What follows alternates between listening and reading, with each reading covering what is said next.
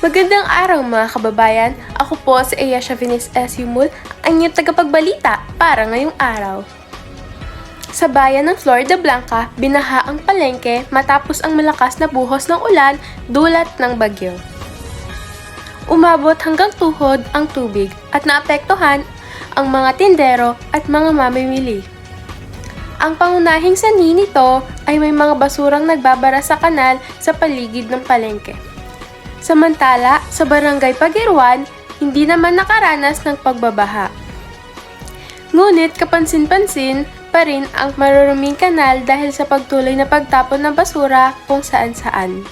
Bagamat hindi bumaha roon, nagdulot pa rin ito ng masangsang na amoy at posibleng pamayahan ng lamok na maaaring magdala ng sakit. Nagpapaalala ang pamahalaang bayan sa lahat ng residente na maging responsable sa pagtapon ng basura upang maiwasan ang ganitong problema. Ang kalinisan ay hindi lamang para sa kaginhawaan, kundi para rin sa kaligtasan ng bawat mamamayan. Narito ang ilang impormasyon mula sa isang residente ng Barangay Pagirwan.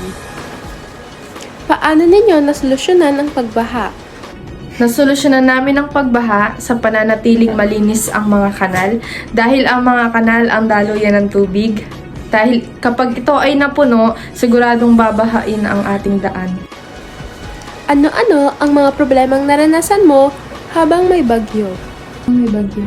Isa sa mga problemang naranasan ko habang may bagyo, sa tuwing kami ay mamamalengke, kami po ay nahihirapang magbiyahe dahil sa tuluyang pagtaas ng tubig sa daan.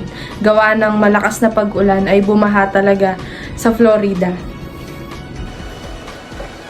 Ano-ano ang mapapayo mo sa iyong kapwa patungkol sa maruming kapaligiran? Ang mapapayo ko sa aking mga kapwa, iisa lang ang solusyon dyan. Tayo ay magkaroon ng disiplina.